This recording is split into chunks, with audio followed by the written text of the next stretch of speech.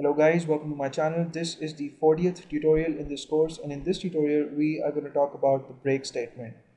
We've seen the break statement earlier in this course when we discussed the switch statement. I told you that break can be used to get out of a case and basically out of the switch statement, and that's not the only thing for which you can use a break statement. And you can get out of a lot of other constructs. If you want to get out of a loop, then you can use the break statement, and that's what we're going to learn in this tutorial. We're going to make a very simple program.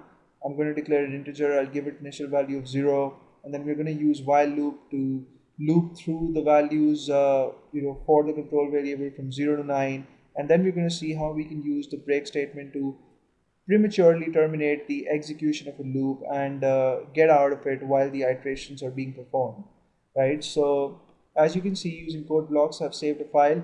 I've given it the name break.c. On line 1 in this file, I have my header file. On line 2, I have the main function. On lines 3 and 4, I have my curly braces. And between these spaces, we are going to type in our code. So let me declare an integer. I'll name it a, and I'll give it the value 1.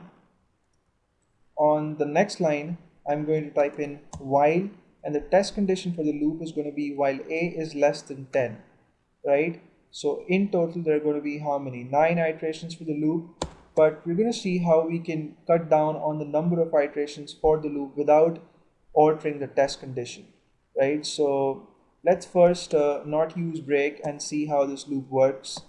And a is %d. I'm just displaying the values of a on screen, each value in a new line, and put a semicolon to terminate this statement. Of course, I'll have to update my control variable by typing in a++, right? So that's my increment statement. I'll save the file. When I click on build and run, I get this output. So a is 1, a is 2, a is 3, up till a is 9.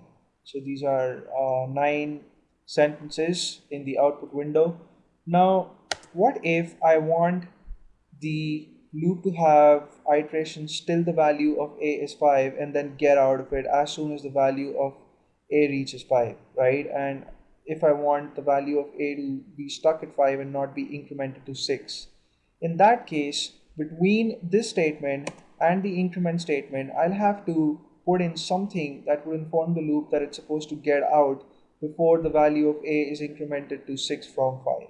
And to do that, I'm firstly going to use if to check when the value of a reaches 5, and when it does, I'm going to break out of the loop.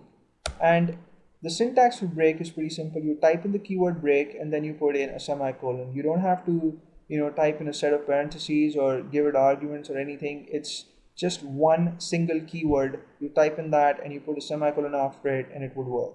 So if I would save this file now, I would click on build and run, you would see that I get fewer number of rows. So I get a is 1, a is 2, a is 3, a is 4, a is 5, but I don't see the other rows.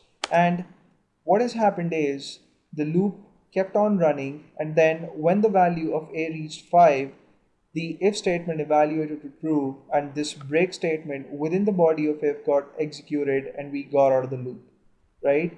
So that is what has happened. And if you want to make things a little more clear, then you can put in a printf here and you can display the value of a. So a is, and of course you'll have to type in the %d format specifier, a comma, and the name of the variable a.